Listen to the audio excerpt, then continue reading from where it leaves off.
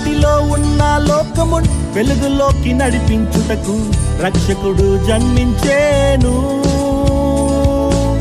పరలోకాన్ని విడచి మనలోకానికి వచ్చే మనలను రక్షించుటకు. చీకటిలో ఉన్న లోకమున్ వెలుగులోకి నడిపించుటకు రక్షకుడు జన్మించేను. పరలోకాన్ని విడచి మనలోకానికి వచ్చే మనలను రక్షించుటకు రక్షకుడు జన్మించేను.